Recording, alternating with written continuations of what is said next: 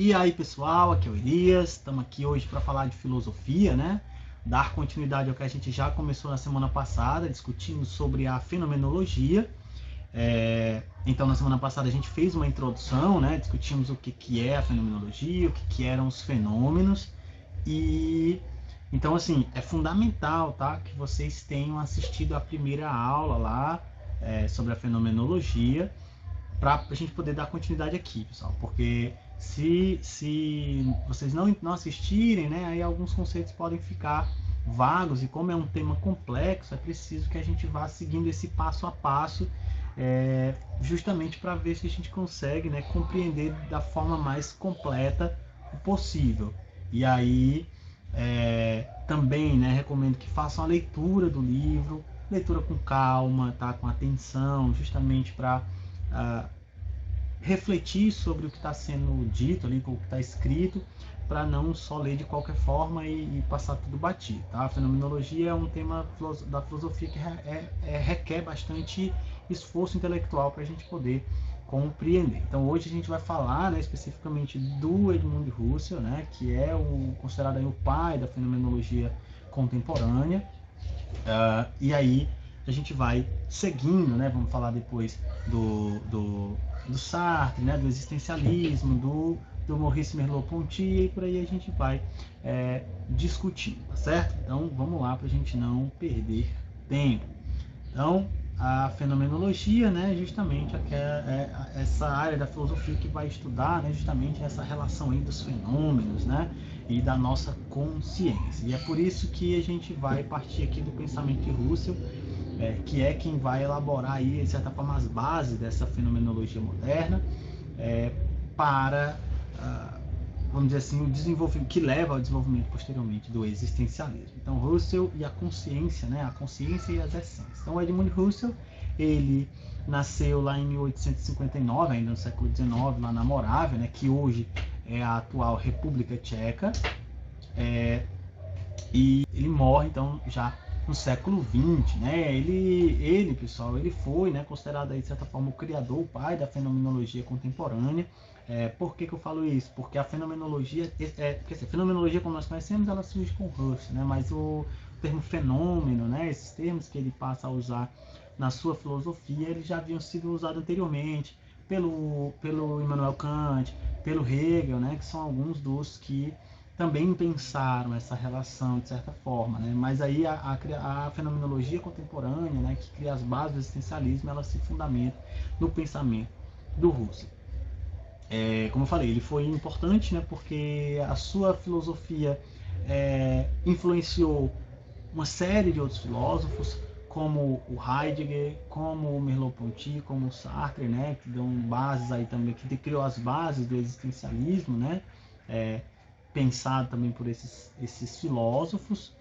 Ele estudou especificamente, né, estudou matemática, filosofia nas universidades de Leipzig, Viena, Berlim, né, então é um filósofo que possui uma vivência muito intensa, né? Ele vive num momento ali do final do século XIX, né, início do século XX, em que a ciência, né, tomava cada vez mais espaço, vamos dizer assim, né, abarcava cada vez mais as diversas áreas, e de certa forma, né, a filosofia era um tanto colocada ali para escanteio, né, no sentido de que enquanto as ciências desenvolviam conhecimentos práticos, né, que resolviam uma série de situações da vida prática, a filosofia pensava sobre questões metafísicas, e de certa forma naquele momento, né, o cientificismo, né, vai, vamos dizer assim, relegar a filosofia a um certo escanteio. Então, quer dizer, ele tem uma vivência ampla também nas universidades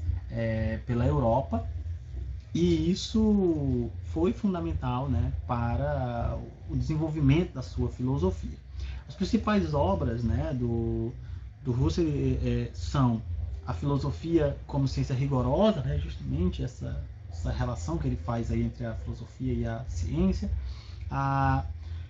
ideias para uma fenomenologia pura e uma filosofia fenomenológica, a crise das ciências europeias e a fenomenologia transcendental. Então, quer dizer, são obras, né, do Husserl que de certa forma, né, atingiram, né, pontos essenciais da filosofia ali no final do século XIX e marcam essa transição entre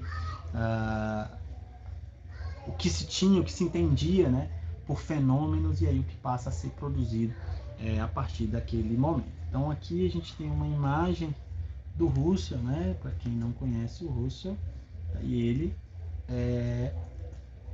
então entender o pensamento de Russell, pessoal, é primeiro compreender, né, o que ele entendia, né, dessa relação de fenômenos da consciência, né? Então o que o Russell vai tentar compreender de fato é a forma de agir da consciência, né? Como compreender a consciência humana, né? Como pensar essa consciência, como ela age, quais são os atos que essa consciência vamos dizer assim, ela executa, né? Ao longo dessa relação dos fenômenos, né? Da realidade e dos fenômenos na mente. Então, quer dizer, é aqui que ele chega num ponto fundamental do seu pensamento, que é o que ele chama de intencionalidade, né? Chamada intencionalidade da consciência. Para isso, né, é fundamental se entender que existem alguns pressupostos, né, assim, conclusões fundamentais de se entender partindo daquela ideia dos fenômenos, né? Então, os fenômenos sendo aquilo que aparece em nossa consciência, né, da nossa relação com o mundo exterior. Então, ao sentir um cheiro, esse cheiro, né, aquela coisa, ela esse cheiro ele torna-se, né, ele só é possível a partir desse fenômeno. A imagem de algo, quando você vê algo, esse algo ele transforma-se, né, em fenômenos que surgem na consciência. Então, basicamente, o que ele vai dizer? Existem aí dois princípios, né, dois pressupostos fundamentais quando a gente entende o que são esses fenômenos. Então, o primeiro, existe uma relação fundamental entre a consciência e os fenômenos. Então, aquilo que eu já havia falado antes, né? Então, a consciência ela existe a partir, né, dessa relação com os fenômenos. Então, existe uma relação muito intrínseca aí, né, inseparável entre consciência e fenômenos. Os fenômenos eles possuem a sua vamos dizer assim, a sua existência, né, atrelados à própria existência da consciência, bem como o inverso. E dois, existem diversos tipos de fenômenos, né? Então, que são a percepção, a lembrança e a imaginação. Então, quando ele diz assim, o fenômeno é aquilo que aparece em nossa consciência, né, a partir da nossa relação com o mundo externo. Então, quando a gente pensa, quando eu vejo algo, quando eu percebo, quer dizer, a percepção, ela também é uma forma de fenômeno, né? Um tipo de fenômeno, porque ao perceber, aquela realidade externa transforma-se em fenômeno na consciência.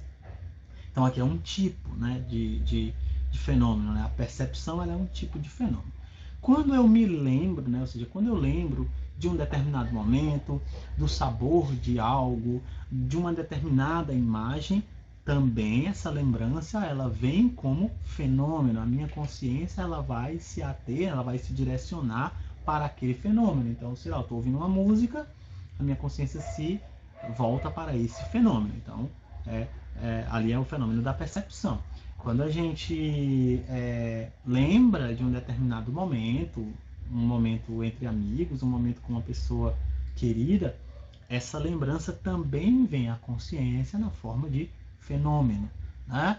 E também a imaginação. Então, se eu penso, se eu imagino o que eu vou fazer, ou algo, quando eu imagino, né, o meu futuro, ou sei lá, algo que eu vou fazer mais à frente, ou algo que eu gostaria e por aí vai, também essa perspectiva, né, esse devir, ele também manifesta-se na consciência na forma de fenômeno. Então, esses dois pressupostos são fundamentais, né? Que existe uma relação entre consciência e fenômeno e existem vários tipos de fenômeno, pelo menos esses três tipos aí que são percepção, lembrança e imaginação, tá? Então, a partir desses pressupostos, o Russell ele chega justamente a um ponto fundamental da sua filosofia, que é a ideia de que a nossa consciência ela possui intencionalidade. Intencionalidade, o que é que quer dizer isso? Quer dizer que os atos da nossa mente,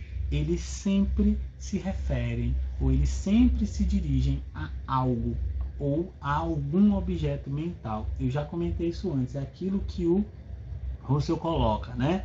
É perceber, lembrar, imaginar, pensar, amar, é sempre, pessoal, sempre perceber, lembrar, imaginar, pensar ou amar algo ou alguém. É aquilo que eu já tinha falado antes quando eu estava falando sobre os fenômenos lá na aula passada.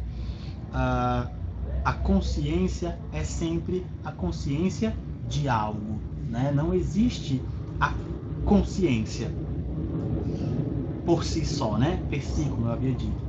Existe a consciência de algo, né? Por exemplo, quem percebe algo, né? Quem se lembra de algo. Quem imagina algo e por aí vai. Ou seja, na perspectiva do Russell não existe a coisa em si lembrar de nada, não existe, né?